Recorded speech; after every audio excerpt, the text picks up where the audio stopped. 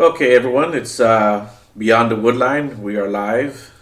We're actually waiting on our good friend Brock to join us. Apparently, he's having internet connections. So in the meantime, you're stuck with me and Shannon, and so you'll have to uh, bear with us for a moment. But if any of you guys have any questions, any of you guys have any comments, you want to join the show, I'll be more than happy to send you a link, and I'll send it to you, and you can join the show until Brock comes on. That goes for you too, big dog. If you want to join the show, buddy, join it. You're more than welcome to. I'll send you a link. Jump, Yeah, jump on in. yeah. Once Brock gets on, then I'll kick you off. So everyone knows Shannon. How you doing, Shannon? I'm good. I'm good. Had a nice quiet weekend, so it's good. Yeah, you finally got a day off, right? Well, I haven't had a weekend off in A like what weekend off, yeah. in like 6 months from Oh, because I'm off at my job until Sunday nights, but I always do paranormal stuff in the meantime. But yeah, I'm making myself relax a little bit more. So that's good. yeah, Yeah, it's always good to kind of you know take a break from that kind of stuff because I've done that too with the Bigfoot stuff. I've gone out weekend and weekend and weekend, and as much as I hate not going out there, sometimes it's a much needed break, and yeah, it's funny. You go out there sometimes to recharge your batteries, but then you kind of need a break from that to recharge your batteries too. yeah. So yeah, it's kind of a give and take situation. Um, so what all have you been up to the last few weekends that you have been going out? Let's see. Not this weekend, but the weekend before, we were out at Parker House. We talked about that the other night. That place is different. It's out in Denton, Texas. It's a Hmm. mortuary, a closed down mortuary. And let's see, the weekend before that, we were in Mineral Wells at the Nazareth Hospital. There's some stuff went on that night, of course, and just been going and going, working with some new people that I really enjoy working with, just collaborating a lot and having a good time. Cool. Yeah, Brock's messaging me. Yeah. What did you do this last couple weekends? Nothing really. I was supposed to have gone out last week. So I have had a trail cam out there in San Houston for the last 3 weeks now. So I'm gonna try to actually go out there and pick it up tomorrow morning if I can, but it depends on how much sleep I get tonight. And but yeah, that's what I've been up to. Just kind of fooling around out there in the Sam Houston. Like I said, the last time I was out there was 3 weeks ago, and I put a trail cam out there in one of the areas that I usually go. It's off the edge of a creek, and so check out those photos. Hopefully, I get something. I'm sure there'll be animals on there, a few at least. But it's the first time I ever put a trail cam out there in that area. So we'll see what Aren't, happens. aren't you ever worried somebody's going to find it and take it? That's Well, it does happen. I mean, even right. to even to regular hunters, it happens, and uh, I put mine in a special position that I don't put where everyone else, especially hunters, they put them like almost in the center of a tree or a little bit higher, within reach. Some Yeah. people actually, like a lot of the Bigfoot researchers, actually will put them up in the tree itself, but I put mine down low to the ground, and Right. you know. So we'll see what happens. I mean, it's always worked before. So as far as it not getting taken, I've actually just set it out there because most people put the straps on it too and strap it down real good. Right. They even have like the special cable locks for it. Because there are thieves out there that unfortunately will steal stuff when they see it. But you know, I'm so sitting. Jennifer and Channing are with Christy Grissom this weekend for Christy's birthday. It's her birthday, so I'm oh messaging her right now to see if they want to pop on because I know they're probably having a good yeah, time right now. yeah. They want to pop on for a few minutes and say hi, give us an update on what they're doing. Yeah. Uh, so over the last few weekends, where have you gone? That's the same as I've been in Denton. I've been kind of trying to stay a little bit more local because I've got a lot of Mm, international and out of state things coming up. So I'm trying right. to, when I'm here, just not go as far. Hmm. But like I'm going to be in Butte, Montana on the 17th, 18th, 19th, and 20th. And we're going to be doing the Dumas brothel there, Hmm. which I can't wait to do. It's going to be very cold. I had to go and get like the snow bibs and the warm coat and the earmuffs and the waterproof boots and all that stuff. So I'm excited about that. But and then, like I said, I have something in March I don't want to release yet coming up. It's a big one. So, Okay. and then there's another project we are working on obtaining access to, and it's looking very hopeful, and it's epic, epic, epic. But I can't share anything about that because I don't know if it's going to be an NDA situation, Mm-hmm. a non-disclosure agreement or whatever. But yeah, just a lot of really cool stuff coming. Learning to relax a little bit more in between, though. Yeah, Definitely. yeah, yeah. See, Brock tried to log back on here again, but I don't think it's gonna let him. That's all it's doing. Yeah, spinning. It is telling me that there's a connection issue, and he just told me he has a connection issue also. Um, I had to hit. Mine was doing the same thing, and I had to hit the stop cam and mute button because it Stop wasn't him. going through. Yeah, Okay, I'll message him.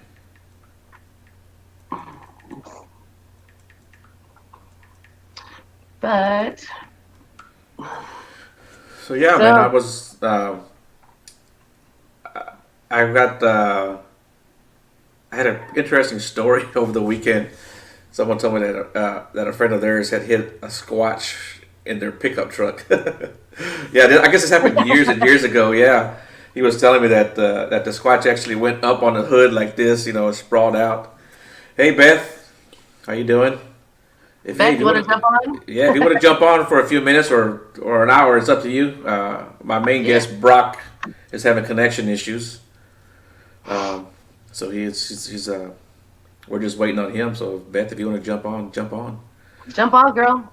Jump on. Yeah. So yeah, he said it sprawled up on his hood of his truck, and they were this far away. His face was up against the windshield. That Yeah. that Yeah. would probably scare me. Yeah, Yeah. it's a little. That But was a pretty good story. did she respond? She says, "Okay, give me a minute." But what do you got coming up in the next month? Any like good Sasquatch hunts are gonna go on or anything? I want to go out this month myself. I don't know if I'll have anybody go out there with me, but I want to go out there this month for myself. I know in January I got a friend of mine doing something out near the Davy Crockett, which is I want to go out there that one too. Which is Davy Crockett is I don't know if you know where that's at, but it's a little bit further north of the San Mesa Forest. It's probably actually it wouldn't be that far of a drive for you, maybe a couple hour drive for you. Well, I'm not busy next weekend. Yeah, yeah. If I can go out there, I'm gonna try to get out there in January. Right on. Yeah. Sorry, Brock, you're having trouble. I did for a second there, so I get it. Yeah. But so So what was your experiences like at the last place you went to? Which one was that? With the Denton house? yeah, the Parker House. The Park house? The story behind that place is that in the 40s it was opened up as a funeral home because back in those days people would like have their loved ones in their own home Mm-hmm. and keep them, and somebody always to stay up and stay with the body in case wild animals or whatever. But Yeah.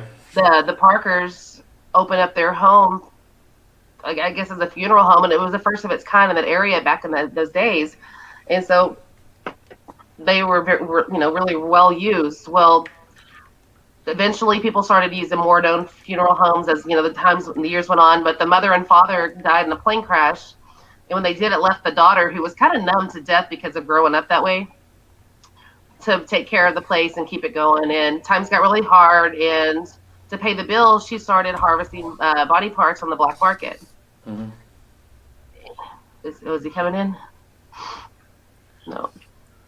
So eventually the demand rose.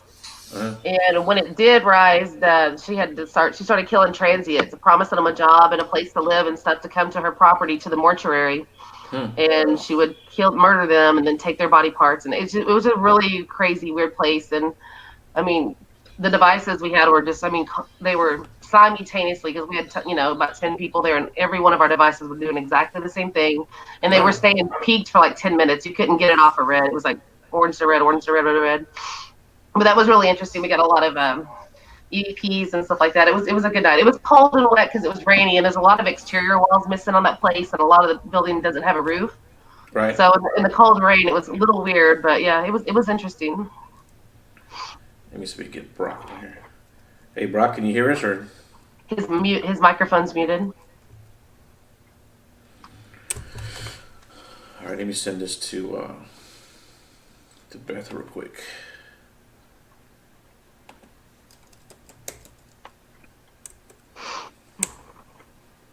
Oh, come on,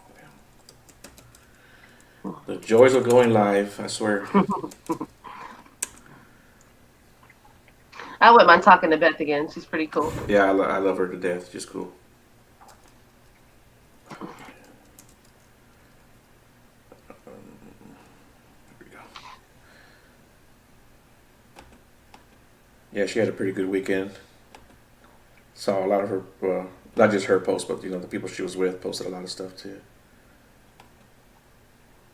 Okay. Okay, Beth, the link is sent to you. I don't guess Brock can hear us or see us, or he's not responding. I think his camera might be turned off because I had to play with mine before I came on. Like I said, it was different this time. Big Dog said, just call him and put him on speaker.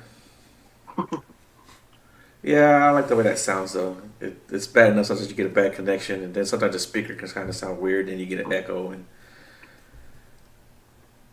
So I decided to do a guided meditation last night, and it was weird. I was dreaming of Charlie Sheen and dead snakeheads, and oh yeah, I we're was talking about that.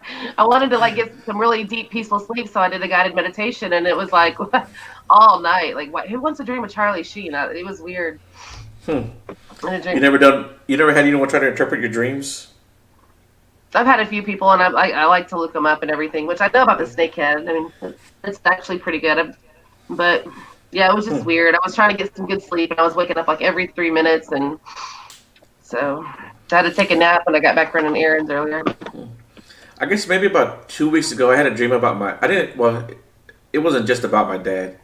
Um, I was with a friend of mine, and we were like in like some kind of like shuttle van or something, and I was like leaning on her, and she woke me up. She goes, "Hey, where are we at?" And there's like a mall in Houston. I said, "We're over here by this mall." And she says, "Okay." And my grandson was with me. And we got dropped off, and we went to like this. It was like some kind of like an airport, maybe like an airport, kind of a place, maybe like a bus depot kind of a place, and people walk around with luggage and stuff like that. And I saw one of my uncles, well, two of my uncles that both had passed on, and they had some of my cousins who were still alive were there with them, and then I saw my dad. I saw my uncle James, who's also alive, and so I started telling people about that, and someone gave me a pretty good. There was like, maybe you went to something, because out of everyone in the dreams, they were the only ones who weren't talking. The ones that had passed on, which are my two uncles and my dad, they were the only ones who didn't say anything, kind of just smiled, nod their head or whatever.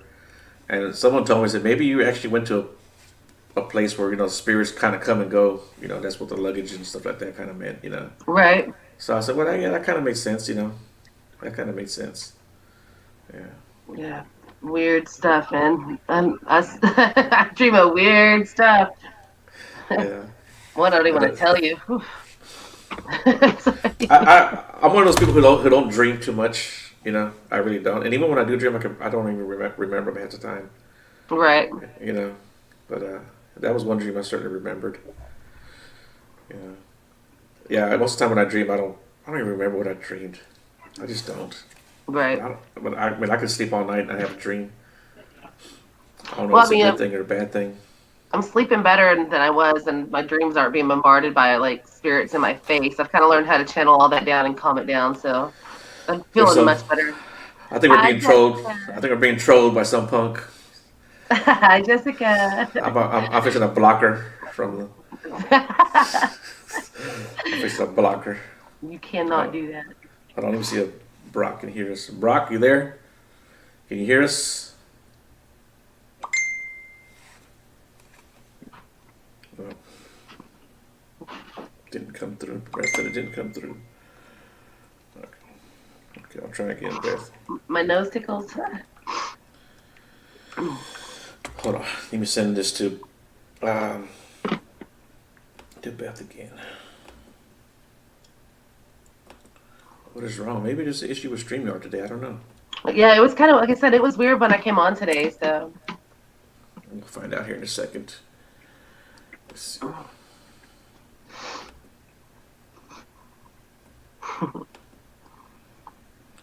Brock just told me it's on. I don't know what that means.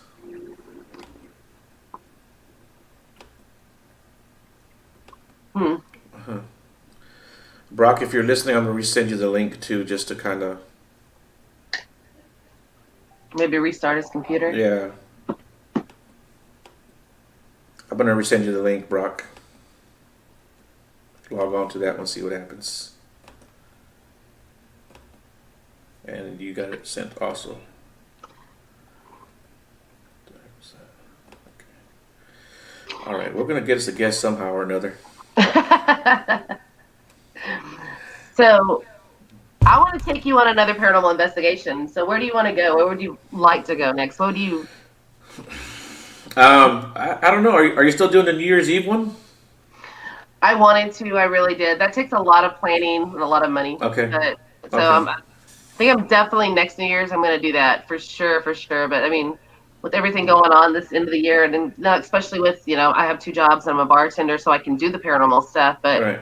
with Authority being shut down, because we got lucky, but we haven't got shut at both places because we serve food, but we're not primarily a restaurant. They were just converted over, so we have to make sure to Right. let us stay open. So I've had a lot going on with worrying about making sure I don't get overextended with my finances right now, because who knows what's going to happen next. Yeah. But Yeah. Yeah. Go ahead.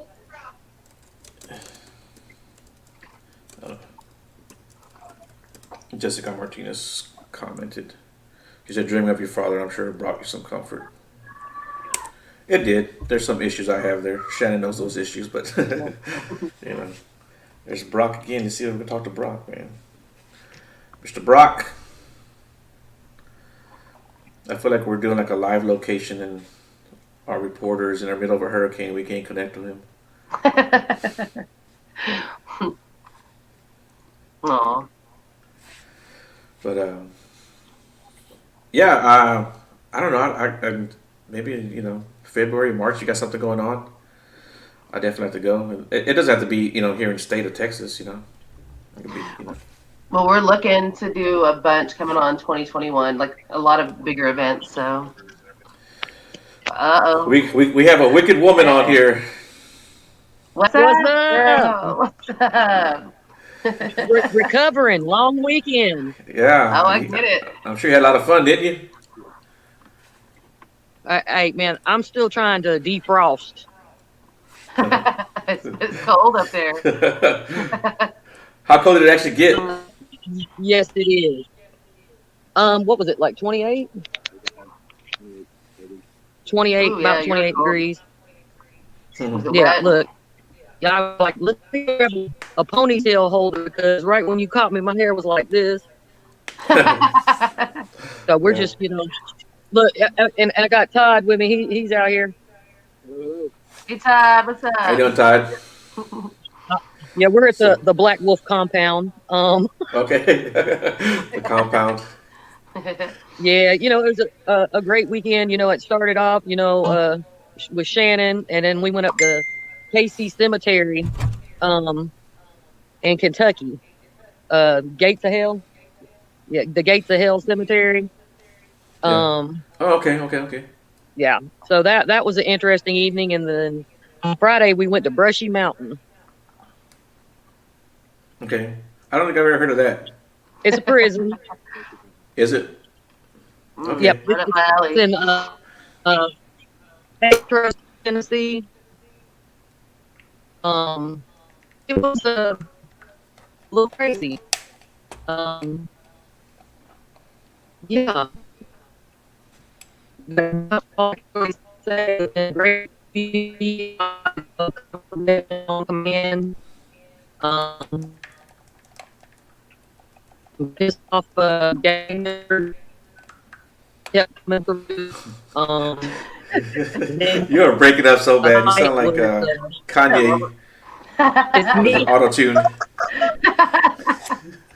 Oh, great. Let's see if I can. Sounds like Kanye with his auto tune. Is that it? We're just it's Sunday. It's Sunday. It's sunspots. I think it's the sunspots.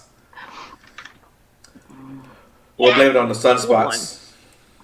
Oh, to let you know, Beth, I got a hold of that girl Chris I was telling you about this morning over by the kill site for Bonnie and Clyde, and she said, "Let's make it happen, so we can get everybody together and go out to the kill site, investigate that, go back in the woods, those homes that were just dilapidated and forgotten the wood was moving in front of the door back and forth. Yeah, so we got it in on that one. So I'll get to work. Do I still sound like Kanye? No, you sound much better now. Much better. You sound better than Kanye. Okay. Yeah, that'll work. And I'm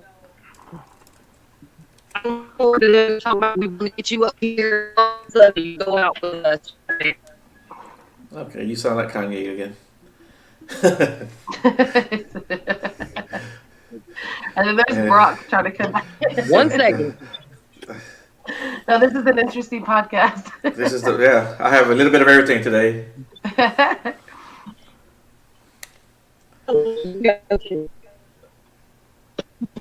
Okay, what about now? Is this better than Kanye? There you go. The very last word I heard was Kanye. No. Okay, what about now? Is that better? Yeah. It's not working. What about now? I have bars going everywhere. I can hear you now, but it's now you let Beck's head rope. One more option. I'm gonna go to the front. Okay. Well, they might not. Try this. Let's go front first. we're just shooting the shit today anyway, so. Okay, there's that. I'm just. Oh, I lost it. Your daddy was right behind me. Oh, I can hear you good now. Okay, no. Yeah, I went inside, and we'll try to go to the front of the house and see if that's any better.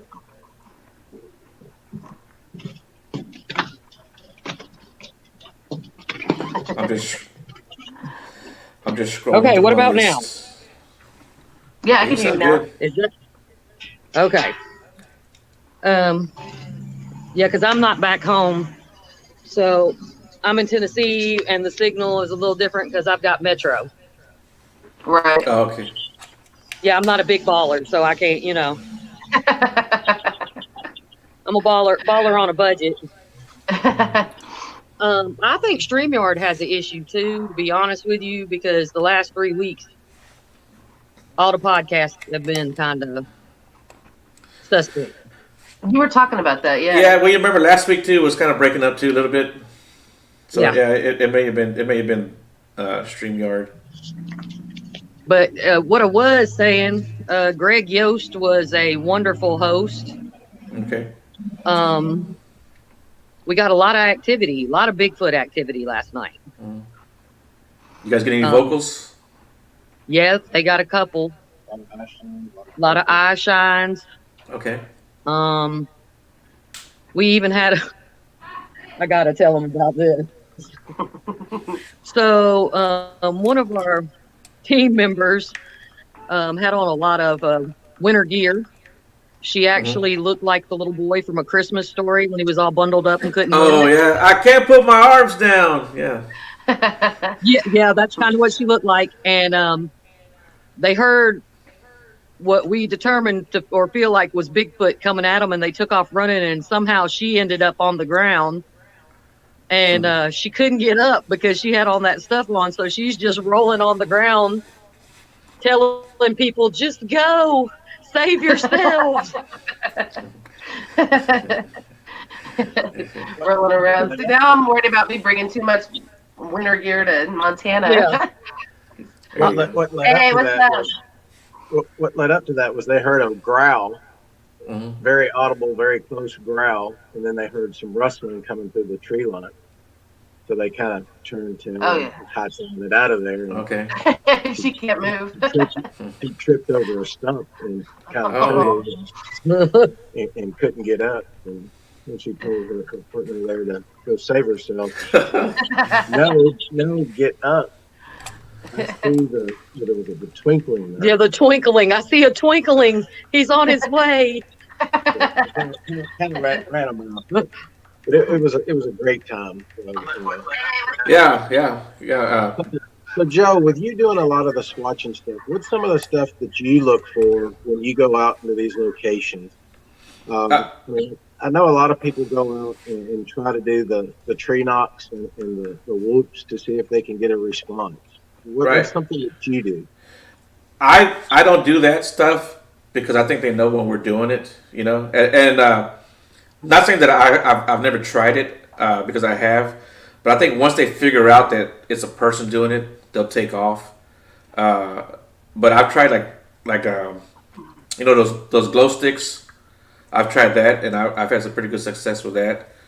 We've done some call blasting, where you do the vocals from I'm not sure if you guys are familiar with the Sierra sounds, but it's a real it's a real famous recording that a gentleman made up from the Sierra Mountains, and he's got some really good vocals, and so we've done that, and we've got some pretty good results from that where they will respond back to us, and most of the time I just try to go out there to be the average hiker or the average camper, and see if I can draw them in that way. And I think the natural curiosity will bring them in, and I've had more success doing that than anything else, really. One of the other cool things that Greg likes to do is the area that he goes in, his friends love Krispy Kreme donuts. Yes. Raspberry filled. Raspberry filled Krispy Kreme donut. And he'll buy a sealed package. It still has the tape on it and everything, and set it on what he calls the gifting stuff. Mm-hmm. The first time we went out there with him, we set a box out. It was the raspberry filled. And we left it there, and we come back a few hours later to check on it. The box had been opened, and one donut was taken. Yeah. Just one. Right. The box was in place. So we tried it again this weekend, and with they were unfortunately out of the jelly field, so we got an assorted pack. Set it out on the gifting stump, and there was 3 of us out there kind of watching some of the eye shine and the movement that we were seeing. We were standing on one side of this gifting stump. So we decided to go a little bit deeper into the forest just to see if we could get a closer look and try to verify what we were seeing. We were probably 20 or 30 yards from the gifting stump.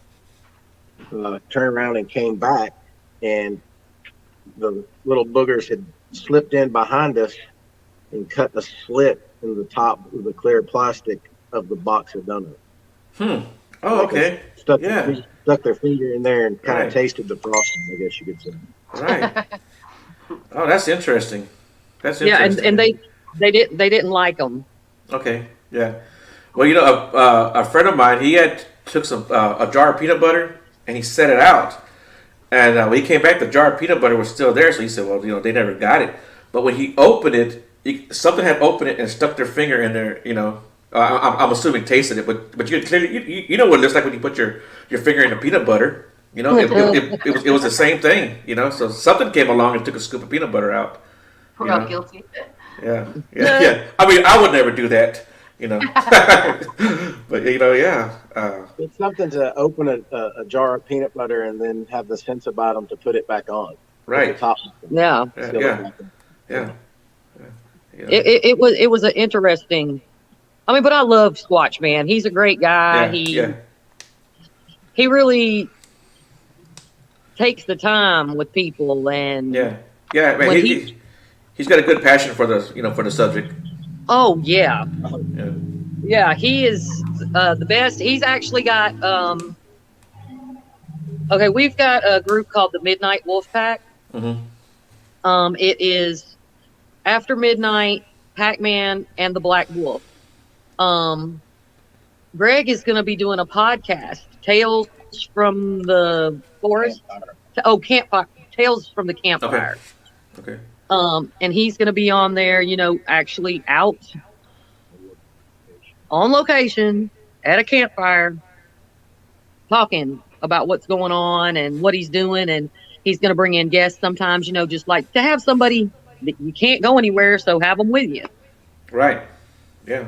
So I think that's going to be a big deal. It's going to be on the Midnight Wolfpack Productions platform. Okay. That'd be good. So, like I said, we'd love to get you out. As soon as Yeah. I know right now is not feasible.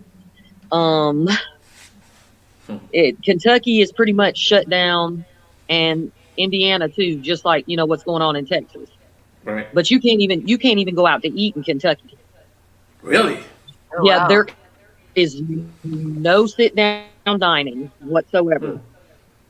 Wow. So we don't know what's going to happen with shutting down the state lines.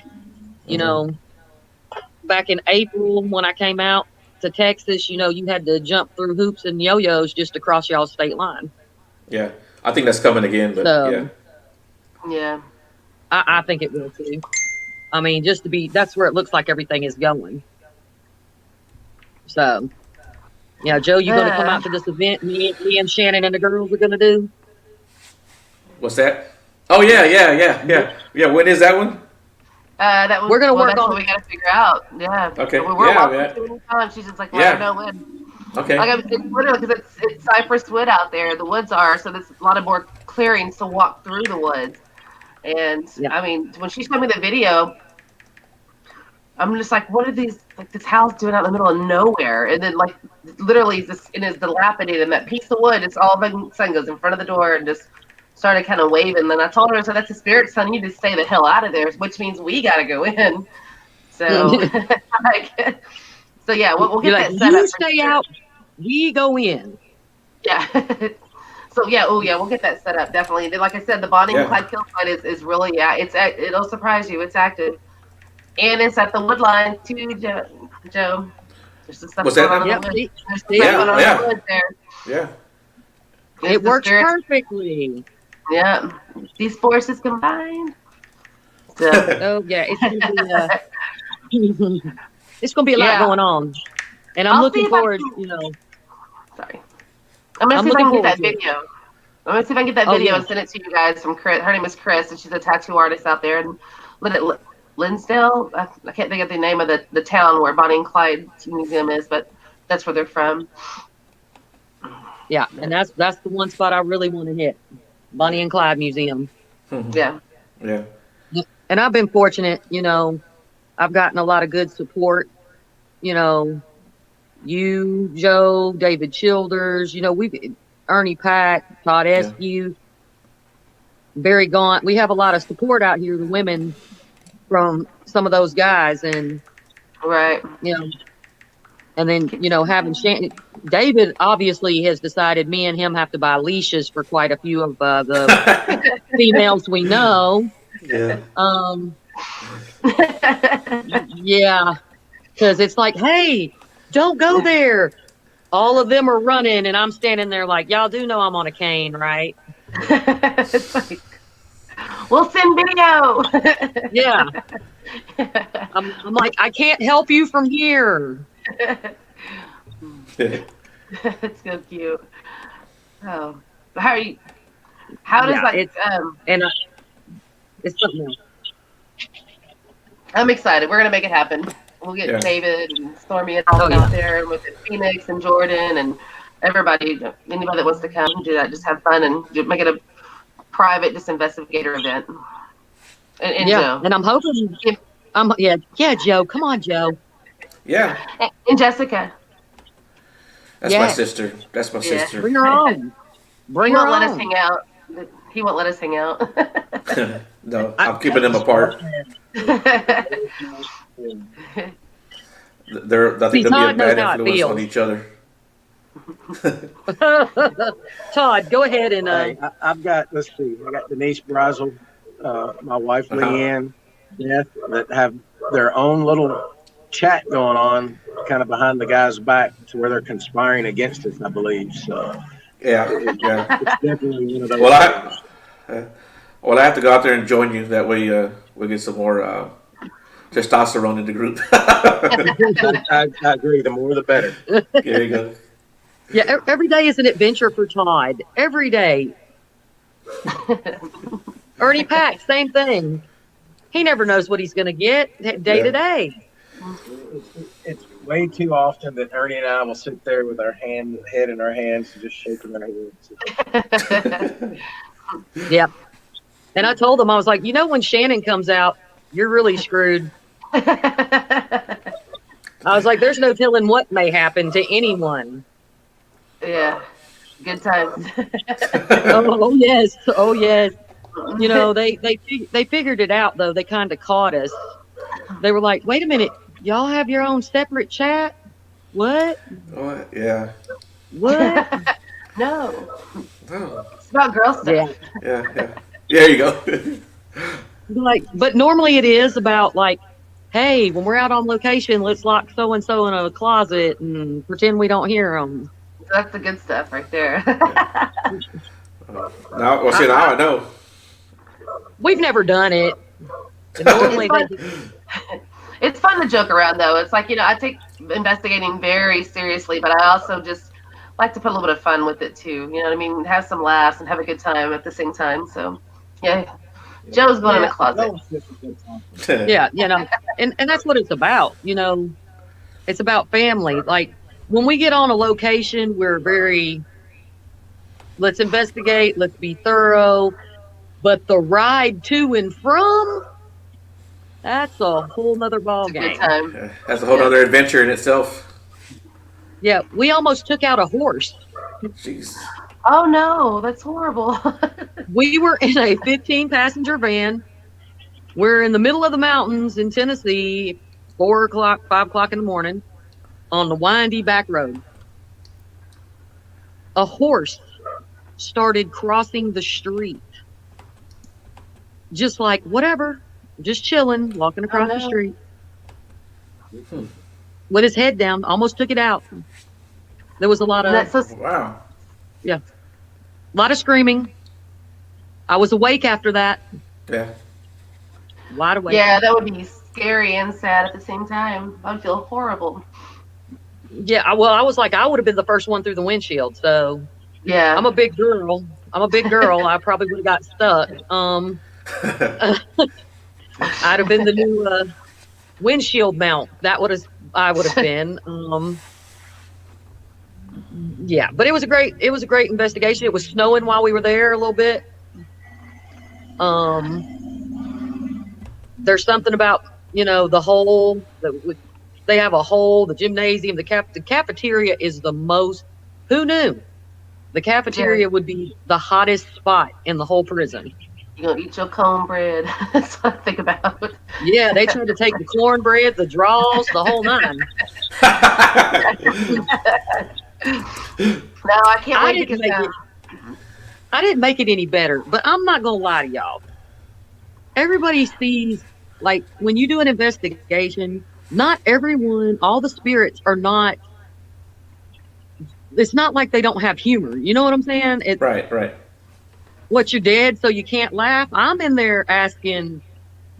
I'm trying to hold my head down because Todd's like, I'm in there asking questions. I'm not provoking necessarily, but I may have asked, have you ever dropped the soap? I might have asked that.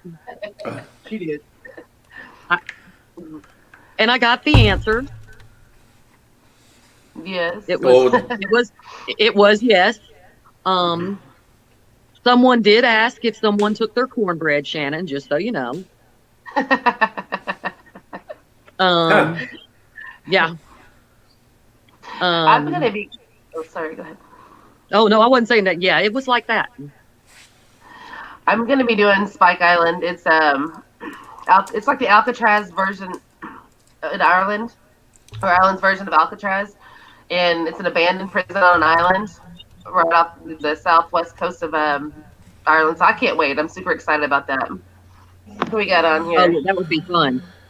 We have Dr. William Lester. He's been kind enough to join us last minute. Hello. Hey.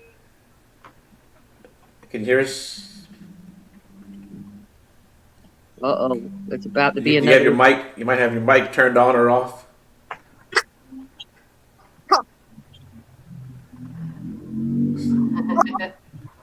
Can still can't hear you. Okay. I'm gonna go on StreamYard strike. There you Yeah. They're having all kinds of issues right now. So what is that, Dr. William Lester? What is? Yeah. Tell him what. Little background. Sorry, I can't talk. Yeah, a little background here.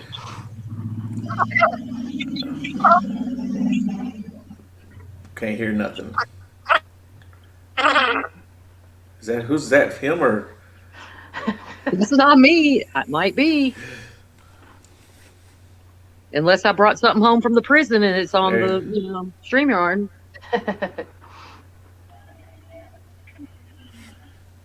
I don't know what's going on. Joe, what's his background? I believe it's like cryptids, if I'm not mistaken. Gotcha. Yeah. Cool.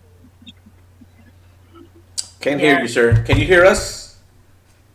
You can hear us. Okay, We just you can't can hear hear them. Okay. Maybe you could just write signs. Okay. I knew I should have learned sign language. Well, we were looking for an interpreter. Yeah. We still are. If anyone knows an interpreter, get a hold of me, please, because I have somebody want to get on the show. And I have a couple good leads on that for sure, definitely through tanning. Yeah. So. Yeah. I know somebody that's fluent, and I'll talk to them too. Yeah. Yes. If you don't mind, I'm trying to find someone. I have a friend of mine who's she's a deaf paranormal investigator. I don't know if you guys are friends with her. Yeah. I don't know if you guys are familiar with her. Her name is Crystal Lee. She's on Facebook, of course. Okay, I will get familiar. I will. Yeah. Yeah. And she is such a nice woman. If you friend her, you won't regret it. You know. I definitely will. Yeah. Her name is Crystal Lee. She's such a nice woman. Hey, Shannon, what we might be, if I move my phone, I'll get lost in the shuffle. Can you imagine what she feels everything? Yeah. Oh yeah. Oh, absolutely. That's why I'm intrigued about her. Yeah. Oh yeah. I would like to see how that works. I mean, right. Yeah. She's probably pretty gifted also. Yeah. I believe she is. Works with different senses that we would think to use. You know Yeah. what I mean? Definitely. That's what I would love. Yeah. Let's get all that in motion because that would be really cool. I would enjoy that. Yeah, I'll see what I can make happen. If he doesn't do the paranormal, but if I tell him, just please interpret, please, it's important. Please. I'll be like, all I have to do is throw in Texas. He's from Texas. I'll be like, do it for Texas. Do it. There you go. Do it for Texas. Yeah, I was having a conversation with a friend of mine, and she's like, "You guys from Texas, man?" She goes, "Y'all love y'all state." Yeah, we can now. Yes. All right. Good deal. Yes. Okay. Man, thanks a lot for doing this. I appreciate it so much. I know it's last minute, but our main guest was unable to connect, and he was having issues. You were having issues. Beth down here with the Wicked Woman was having issues, so I don't know. I understand. Yeah. So, how have you been? Been doing very well. Just watching a little football today. Oh yeah. And working on some podcast stuff. And but yeah, Mike messaged me. Right. And said, "Are you busy?" And I was like, I got to answer this question carefully. Yeah, you might have to go help move a refrigerator or a couch, right? Right, you know, because you talk yourself into a situation, right? Right. Yeah. That's funny. So he's like, "Well, can you go on a show?" And I was like, "What do you mean?" Because the word is like "go." Yeah. I said, "I can be on a show." There you go. So yeah. Okay. Well, anyway, I appreciate it. I Mike's mentioned you several times. Oh yeah. And and so he was like, because I'm talking to this guy right now. So I mean, I appreciate you jumping in. If you don't mind, real quick, tell us a little bit about yourself, man. Okay. Well, I live here. I live in Atlanta. Okay. And hey, neighbor. Hello. I'm in Atlanta. Oh, you are? Okay. What part of town are you? I live in Lilburn in Gwinnett County. Okay. I'm on the south side in Clayton County area. Okay. But Yeah. so I've kind of like I've been kind of like interested in paranormal cryptozoology since I was a kid, and they weren't using those words then. I think I was like an adult before I heard the word cryptozoology. Okay. Right. But my background is in anthropology, Okay. and so it's been a really useful tool for me, especially in cryptozoology. All right. And so, I've tried to bring that background to the study and examination of all of these topics, and, it's just been a lifelong thing. I've been doing, I started off doing traditional radio about 2006. And then, everything went digital. Right. Right. And then I worked for a couple of digital radio companies. And eventually I just said, to hell with it. I can do all this by myself. Right. And it's a lot less trouble, a lot more fun. And so, I do several podcasts now, almost exclusively around paranormal topics, cryptozoology, UFOs, or what have you. Okay. So, you name it, I'll talk about it. Well, you know what? Since I have you on here now, you said you had a background in What's it? Anthropology. Anthropology. There you go. What can you tell us about hominids and hominins? Semantics. Okay. Because some people would tell you the correct word is hominoid. Okay. But basically, what we're talking about is higher evolved bipedal primates. Okay. Okay. Whether you're talking about Australopithecus, some people say Gigantopithecus. We're still arguing about that now because we just have very little of the fossil. We have like a jaw and a shoulder. Some people think that Bigfoot, for example, may be a derivative of Gigantopithecus, which was thought to go extinct about 100,000 years ago. But you know how that goes. Right. But yeah, we're basically talking about higher level primates that are bipedal. So, for example, a gorilla would not fall into that category, even though a gorilla can stand up and walk around. It's not really a biped. Right. Yeah. Okay. Yeah, because I know we have discussions about that all the time too, and I just it's kind of harder for me to explain, but you made it sound pretty easy. The truth is, yeah. There you go. The truth is, though, is that we've been pulling hominid remains out of the ground for 100 years. Okay. All right. And so what Bigfoot appears to be absolutely fits within the framework of even human evolution. Okay. It's Bigfoot is not some kind of weird thing that's outside the timeline. Okay. It really does fit perfectly. And so the fact that it hasn't been cataloged and verified is more political than scientific. Okay. Yeah. So you I totally agree with that. Yeah. So are you in the group that thinks the government knows about it and for whatever reason they don't acknowledge it? I would say that if they don't know that this thing is real, that they're all overpaid. Of course they know. Right. Of course they know. There's no way. There's no way they can't know. Right. Yeah, they know. I think that the problem with acknowledging it is very deep, because the first problem you have is we've been lying to you all this time and now we're telling you the truth. That's a problem. Right. The second thing is acknowledging this creature's existence further substantiates Darwinian theory. Okay. First, it substantiates the out of Africa migration theory. Right. And that by itself is way too much for too many people to deal with. Okay. Yeah, people can't accept continental drift theory anyway. Right. I mean, look, and I know this sounds kind of crass, but 25% of our population thinks the world was made in 6 days and that people are made out of dirt. Yeah. So when you come at them with this kind of information, I mean, look how crazy people go over stuff that's not even important. Right. Right. Exactly. Yeah. Yeah. What you look how they're acting right now. Well, I'm saying. I mean, it's like, and when you start talking, and we've changed. When I was in elementary school, we used to do this exercise where the teacher would read a statement, and she would say, "Is that statement an opinion or a fact?" So it would be like, the best flavor of ice cream is chocolate. That's an opinion. Right. Football is a contact sport. That's a fact. Somehow we've moved past the point where people can't do this anymore. Yeah. And it's just where we are. Yeah.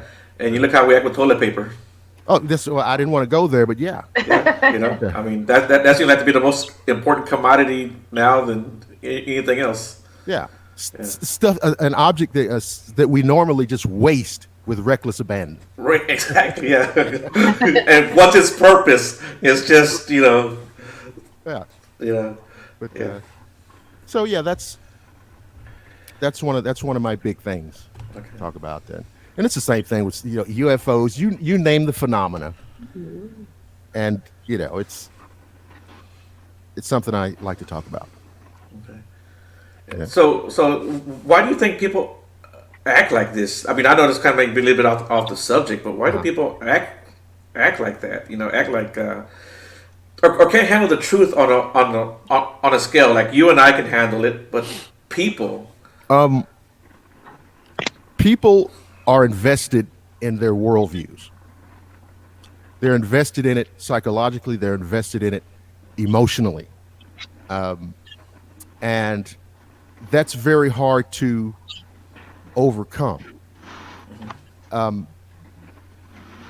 When people are confronted with a reality that is different or polar opposite than their constructed worldview, it's a huge problem. It's a terrible problem. You tell somebody that aliens are coming here. I saw a show one day where this guy, I think he was some kind of televangelist. I think it's been a long time, but he was just going on and on about people talking about UFOs and aliens. And I remember this is what he said. He said, "I don't care how many stars are out there. There's no aliens." But now look at the first thing he said. "I don't care how many stars there are." Right. Yeah. So what he's telling you, if they came down tomorrow, he's I don't care. Right. And so he's invested in a certain worldview. And if aliens are out there or coming here, it tells him that his worldview is flawed. And nobody likes that. Right. Yeah. Yeah. So what do you think about aliens and them coming here to our little crappy planet? I think that They have too much time on their hands. Yeah, I never look at it. I never look at one. I never look at one case. I look at the cumulative body of information. Okay. And if you look at going back to ancient times, you talk about Zechariah Sitchin and von Daniken. I can't imagine how somebody has not been here Right. at some point. When I look at all of what we've learned, it's inconceivable to me that somebody at some point has not been here. Right. Somebody from somewhere else. Right. It's just inconceivable to me. So yeah, I think some non-human, technologically advanced life forms have been here. I think that. Yeah, because I know you see like different carvings. Yeah. There's even like one famous painting where the guy's standing and pointing in the background or something up in the sky. Yeah. I mean, prehistoric. I mean, cave paintings, even before Sumer, Egypt. I mean, historic people. Right. And even, look, anything unusual, there shouldn't have been anything in the sky except clouds and birds Right. before the Wright brothers. Right. That's 1903. Right. All right. And people 1,000 years ago knew what clouds and birds were. Yeah. So there shouldn't have been anything up there. Right. So that tells me if they're talking about, the book of Ezekiel, for God's sake, Yeah. Right. yeah. That's a chariot of fire one. Is that the word he talks about? He talks about the wheel within a wheel. Yeah, that's right. That's right. But you're right. The other story, what is it? Joshua's fiery chariot. Yeah. Yeah. The Indian Vimanas. Right. And this other thing in the Old Testament, they use a Hebrew word. It's called Shem. Okay. Yeah. And what the old rabbi won't tell you is that word relates out to something like rocket. I didn't know that. So all of these biblical references in other religious texts, it's all over it. Right. They're all in there. Yeah. And I think there's even different cultures around the world that also reference flying objects. Oh my God, yeah. You look at the leprechaun and the cauldron. Yes. Yeah, that's a Yes. perfect example right there. Almost every the Dogon Right. in Africa talking about these things coming down and landing in the water. The what's the word? The nomos. Nomos. Yeah. Yes. I've heard of that too. Yeah. If I'm quiet, it's because I'm listening. So, I'm learning. Yeah, I just recently got into the UFO phenomenon myself. So I've been kind of doing some research and reading up on it. I've always been interested in this stuff since I was a little kid. Just never really, Bigfoot and cryptids were always my thing.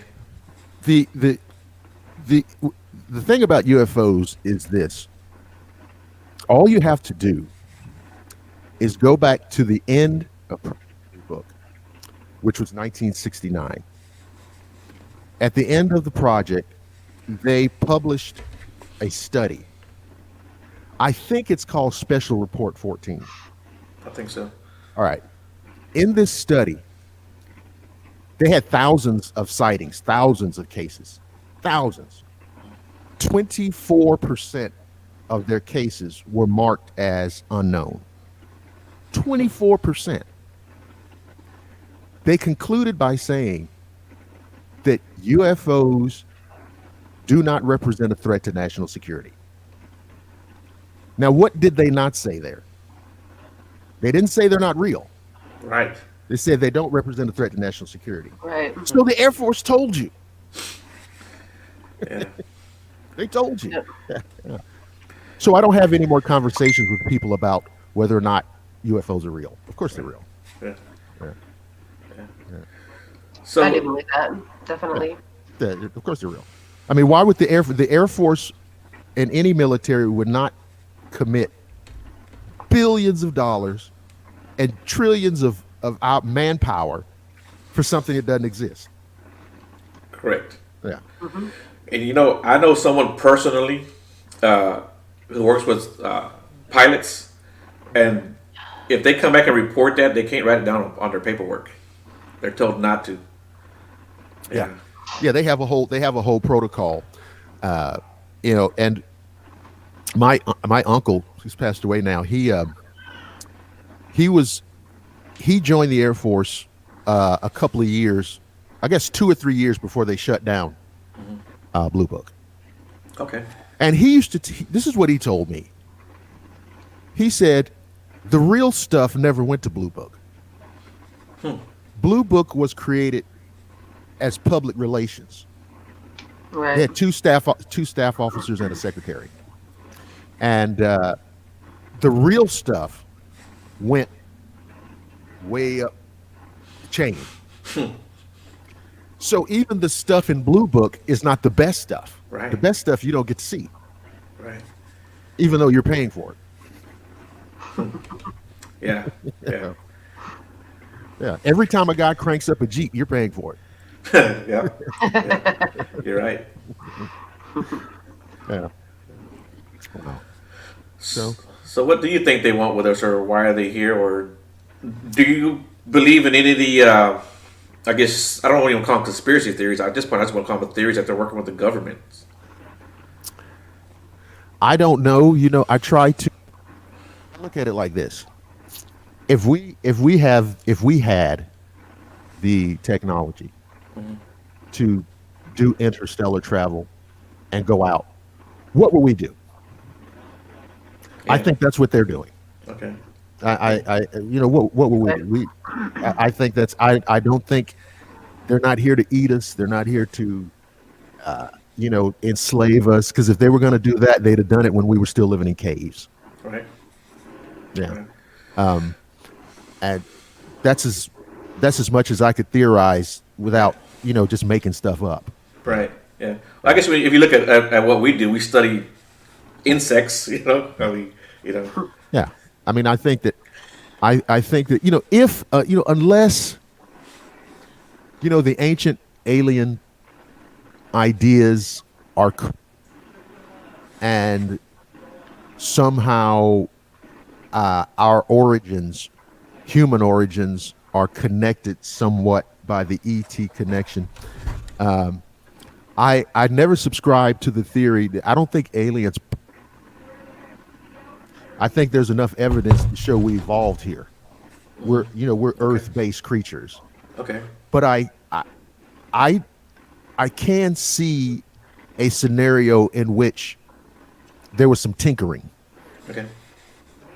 To get from Lucy, the Australopithecus, to Homo habilis, Neanderthal, and to get to us, to get to Homo sapien, is it's a really big jump, and it happened in a really short amount of time. Right. When you look at how other species evolved, Right. I mean, an alligator now looks like it did 100 million years ago. Right. Right. But to get to what we are, man, it's a really short period of time, and I think that I can accept the fact that there was some tinkering.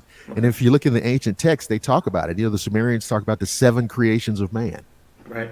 Right. Yeah. And it reads like a genetic experiment. Right. Yeah.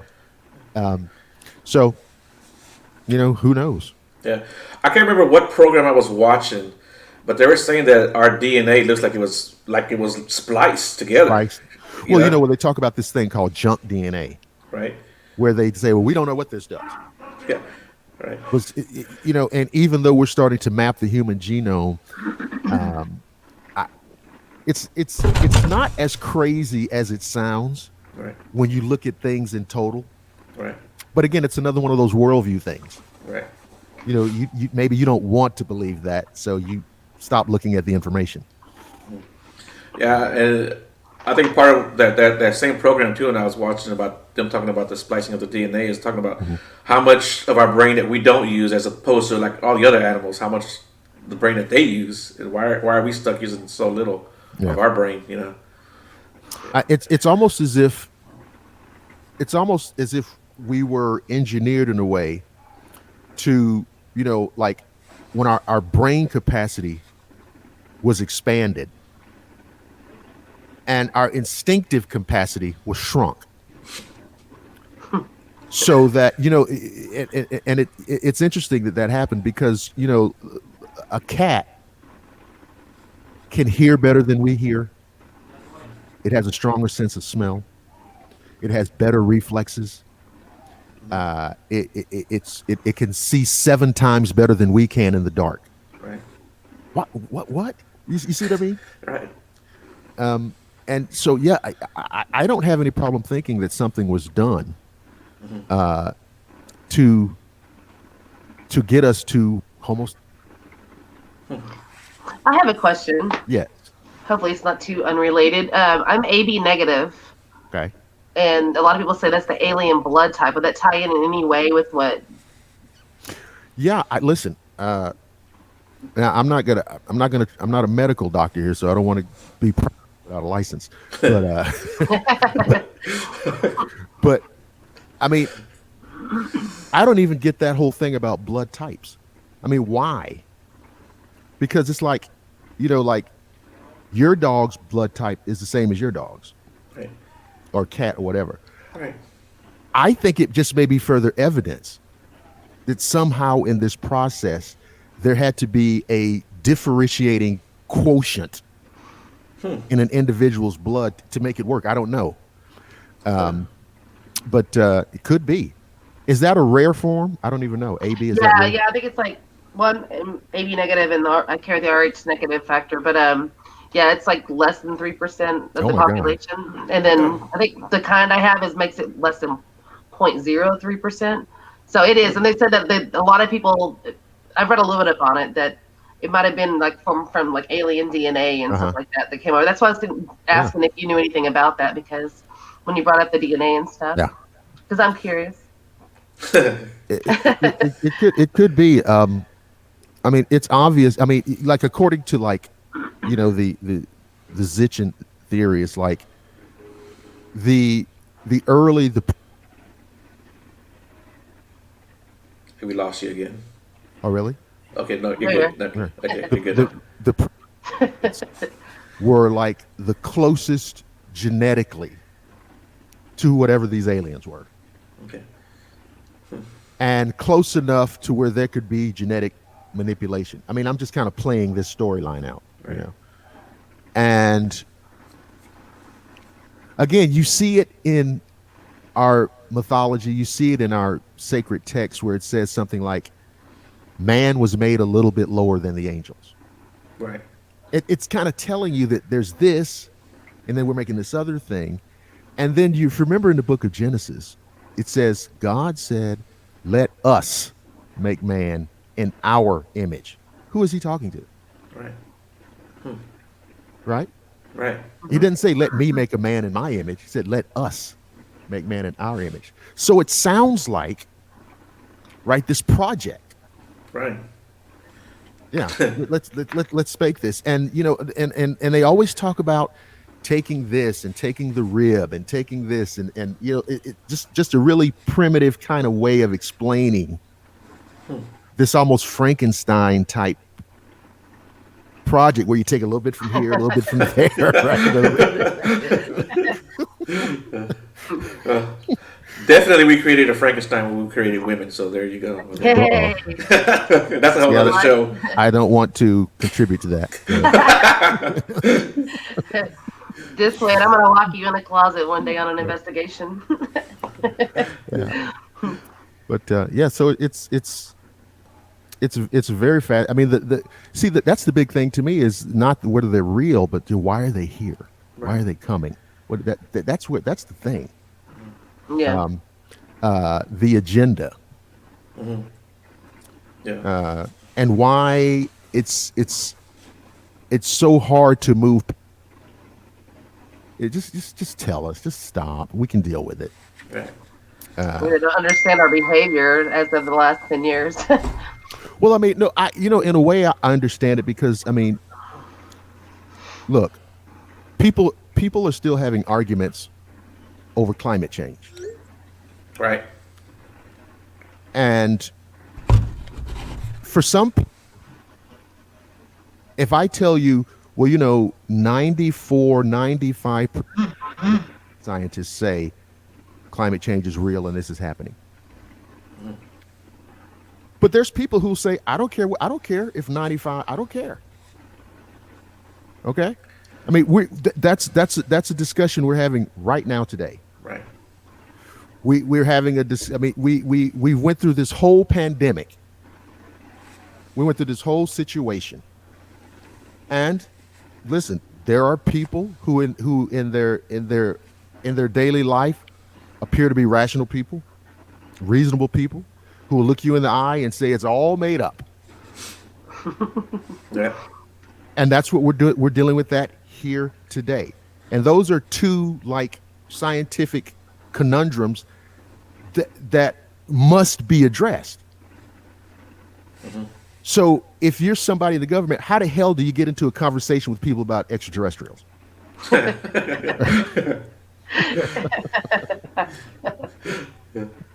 That's funny. Yeah. Yeah. So So we covered Bigfoot a little bit of yes. UFOs. So ask what is your, I don't know, religious stance or your spiritual stance? What is that? Not that it's really relevant, but Yeah. from the next question, I want to ask you about the Oh no, it's paranormal. relevant because it colors people. I mean, it colors how you see. Yeah, it's relevant. Okay. Yeah. Well, I was my mother was AME, African Methodist Episcopal, just Okay. really mainstream. Super duper mainstream. Okay. I did the typical thing as a kid. You go to Sunday school, whatever, and but my upbringing was very, very secular with a little of that Methodism sprinkled in from time to time. Right. Like I said, Sunday school. We go to church at Easter. It's very, very regular. Right. And so I never was raised in an environment where the religious factor was overriding in like how we lived. We're just regular middle class people. Okay. So when I got into the sciences, when I got into history, anthropology, I didn't have any conflicts. Okay. I never learned or studied anything that conflicted with what I believed spiritually. Okay. So I don't belong to any religious group right now. I think there's a God. I think there's a creator in some form. Simply because, as an anthropologist, I know that you can't make something from nothing. Yeah. That's kind of where I fall under. Yeah. Okay. Yeah. Well, Yeah. like I told Joe before, I take what seems to work for me, like out of everything every religion, whatever I feel is good as far as being a good person. We were created from somewhere. I mean, I don't have any main belief. I just try to take what works for me out of each. And yeah, yeah, and that's all it takes. I mean, listen,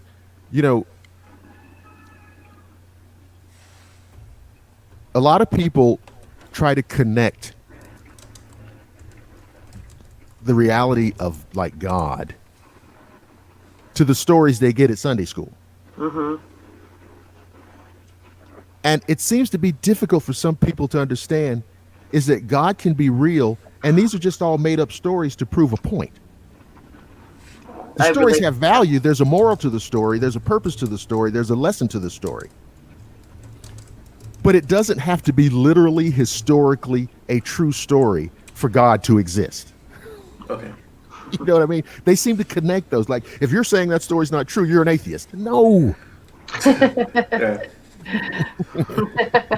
It's not what I'm saying. Yeah, No. yeah. I have that issue all the time, but yeah. George Washington was a real person, but he never chopped down a cherry tree. The fact that he did, you know what I mean? I mean, the fact that he didn't chop the tree down doesn't mean he didn't exist. Yeah. So are you telling me Ben Franklin or who was that?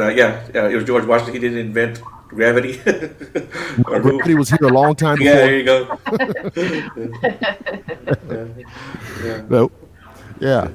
Yeah, it's interesting. It's when I was in my work in anthropology, I would occasionally come across these they call themselves biblists, and they go around the world. They're digging, looking for things. But what they're doing is they're trying to dig around and find stuff that fits a particular Bible passage, story, what have you. And I used to ask them, said, you need to find something, to make your faith stronger. You got to find some artifact. And I said, you're not going to find anything that, you're not going to find a vase that just says Moses. Property of Moses. You're not going to find that. That's not even how it works, right? Right. And of course, there's, this thing about, every couple of years they go on over to Turkey.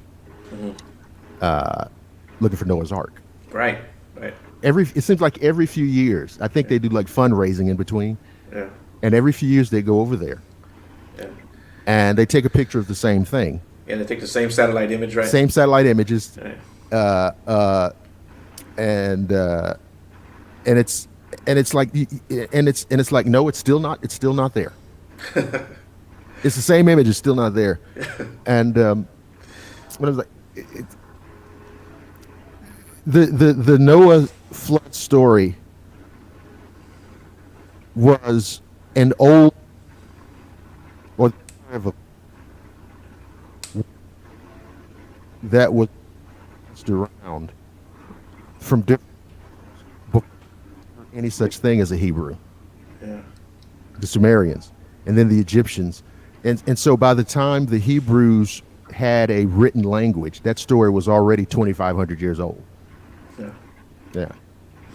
So do you believe that there was a big flood? Well, when you look, yes, with an asterisk. Okay. There's Native American stories that Right. talk about floods. Right. There's stories in ancient Greek mythology that talk about it. So I think they were writing about something that happened. I think they were reporting, but I think these floods were regional. You can't Okay. flood. You can't flood a sphere. Okay. You can't. I mean, you can't. You literally can't do it. Right.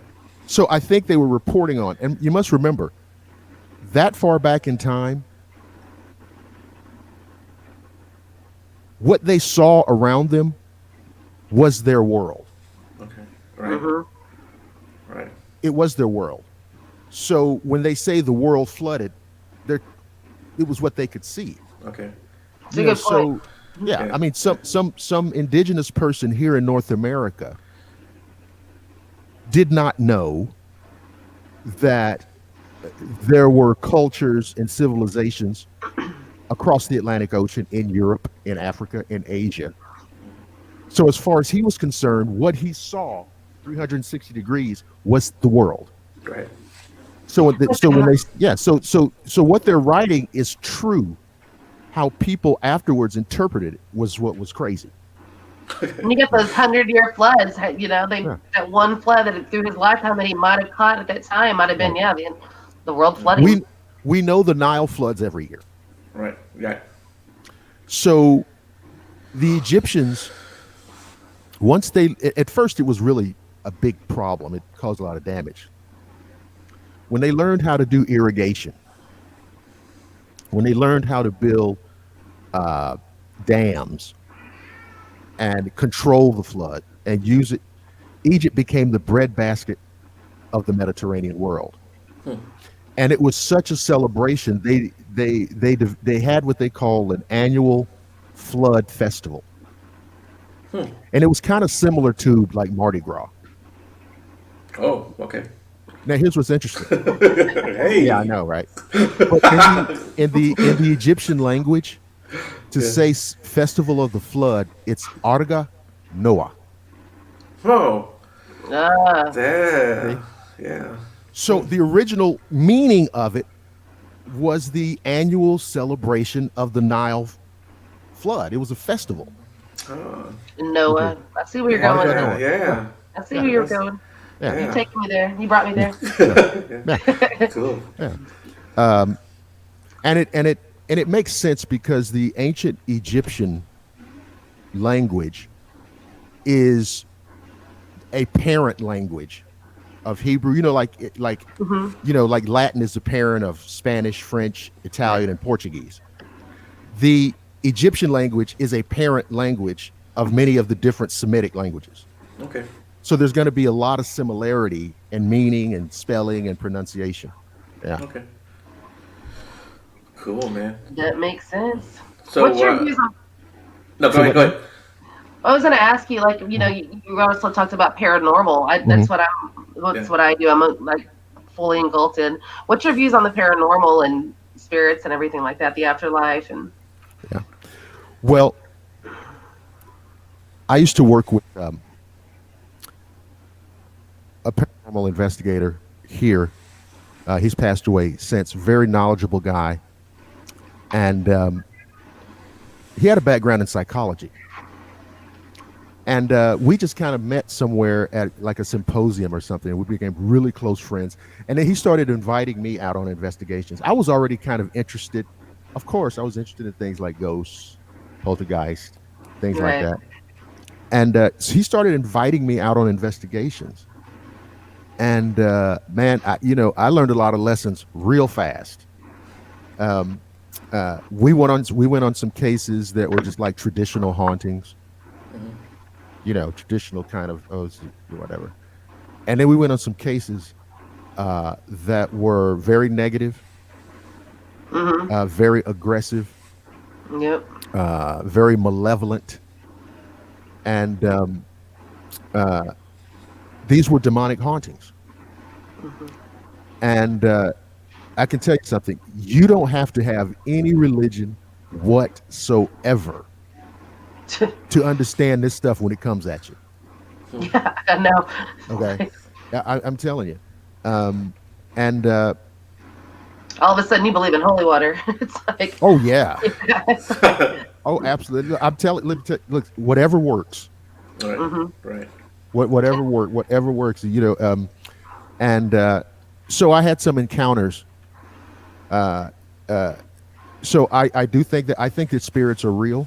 I think spirits come in different kinds of categories. I think you have human spirits. I think you have elementals that are more connected to the earth and different aspects of nature. I think you have these lower negative spirits that are just completely twisted and for whatever reason have an absolute hatred for humanity. And I think there's other things that are kind of like multi-dimensional beings that just kind of, and they may even be life forms, we don't know, that they may not be spirits, but they just may be interdimensional beings that we encounter from time to time. So I think all of these things may be going on, and it gets very difficult because we have to name everything. That's the way we work. We have to say and it's not bad. Right. But then people want to argue, no, it's not, and with shadow people, and get into all that. But is it real? Oh yeah. Oh yeah. I've never met a skeptic who would go into a real situation and come out a skeptic. Yeah. I've never seen that happen. Yeah. So, people say, well, I can't believe it until I see it. Like, come with me, I'll show you. Yeah. I mean, well, I've never seen, the backside of the moon. Right. But it's there. Right. There you go. Yeah. You know what I mean? So yeah, but it's real. Yeah. I think that, the fact that you encounter those things, you see those things, you experience those things. So there must be something else after the physical life on Earth. I mean, I kind of do it on a logical basis. There has to be. Right. And then I can do it on a philosophical basis. You just want to be purely philosophical. If there is nothing else, that means that this life doesn't mean anything. And that can't possibly be true. Right. I like that.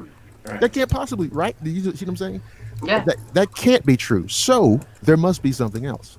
Well, I was in the metaphysical before I got into, connecting with energy and spirits and spirit guides and angels before I got into paranormal. It kind of just went into it. And yeah, I mean, just like energy, everything is energy. It never dies. It never goes away. It just changes form. And just to discredit that, it's just ridiculous in my opinion. So, well, the first law of thermodynamics proves what you're saying. Any physicist will tell you energy cannot be created or destroyed. It can only change forms. Right. Same question. I mean, it's the same formula. Mm-hmm. It's the same thing. So we what we know about physics proves that there's paranormal reality. Now, just because you can't capture a ghost, like in Ghostbusters or something, Right. which, by the way, is probably coming soon, right? I mean, there's probably somebody's going to create some kind of doodad or contraption. I promise you that'll happen. But you can't trap it. You can't make it manifest on demand. It's unpredictable, and science doesn't like that. Right. Science doesn't like that. It wants to be. Science wants things in a controlled environment, and that's okay because that's brought us a long way. Right. But it's hard for that model to transfer over to verify the paranormal, because like when you go into an investigation, you don't know what's going to happen, Right. right? Or you don't know, maybe nothing will happen, or maybe it'll be just a hell house, right? Yeah. Last weekend, yeah. But I really believe this, and I've said this before. If we expanded the scientific method beyond those parameters, reproducible, controlled environment, if we expanded it, we could verify a lot in the paranormal. Instead of just saying, oh, it could have been anything. It's just a dust ball. It's just the wind. That's what the debunkers always say. Right. Yeah. They always I had a friend who worked for SETI, Okay. and he was working on his PhD in astronomy. And once he got it, man, you couldn't tell him anything. So we had some UFO discussions, and he refused to. I talking about, Roswell, what have you. Lots of there's better cases in Roswell. Right. And he just refused. He just wouldn't even, just not budge 1 inch. Oh, sorry. So I said, now you got those telescopes, those radio telescopes down there in Puerto Rico, and everything. And I said, do you realize how many major UFO sightings happen in Puerto Rico? I said the UFOs are damn near bumping into the antenna. All you got to do, you don't even need the antenna. Just go out with some binoculars. And this is he got mad after I said this. I said, listen, anybody who claims to be looking for extraterrestrial life and is not interested in the UFO data, you're not being serious. Right. I told him just like that. You're not being Right. serious. Right. You just want to keep that money coming in so you could just hit buttons all day. Yeah. There you go. Yeah. Yeah. I agree with you on that. Yeah. Well, Dr. Lester, man, I appreciate you coming on, man. Kept you on. Yeah, I kept you on a little longer than I. That's it. But that's how good. That's good radio. Yeah. That yeah, is good man. radio. Yeah. I That's agree. good radio. Yeah. Yeah. But no, I love doing it. I love talking about this stuff. And hey, man, just reach out and I'll do it again anytime. And we can talk about one particular topic on a show or just play around or however you want to do it. Yeah. Well, a lot of times we wind up talking about one thing for the program, then we wind up going somewhere else like we just did right now. So, so it doesn't really matter. It's like doing a solo. Just play, just riff. There you go. Yeah. There you go. Put me Cool.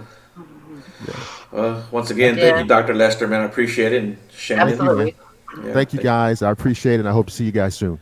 Okay. Thank you, sir. I appreciate it. Bye. Thank you. You're welcome. Bye-bye. Thank you. Thank you. Well, cool, Shannon, man. That guy's pretty smart, man. Pretty smart guy. Yeah, I was definitely intrigued. I was quiet. I was listening. Yeah. I'm not quiet very often. I know. Yeah. Smart guy. I'll definitely have him on the show again. But he's kind of, man. He's got a good voice, man. He's got a good voice for radio, but he's a good looking guy. So he's got the whole package right there, I guess. But Mike, my friend Mike's been kind of the go between me and him. This is the first time me and him ever talked, but he's good. He's a good dude, man. For him to come on a show like that too. So I'll definitely keep in touch and get them on the show. We'll just have them on and just kind of do what we did. We just let them go with it, and we'll just kind of sit back and just relax. And Beth, thank you for jumping on for a while. That was Yeah, awesome. Beth, thank you, man. And we'll try to get Brach back on again at some point in time. Yeah, poor Brach. We'll do some test runs. So he goes, look what Big Dog put. Yes, I have a bromance blooming. But, all right. Yeah. Shoot, but, all right. Well, I've got to get ready for work. Okay. Hey, it's good as usual. Good talking with you, Joe. Anytime. Yeah. Yes, ma'am. We'll do it again. Hopefully next week. Okay. All right. Hey, thanks everybody in the chat room, and we'll talk to you guys later. All right. Bye. Have a good one. Bye, guys.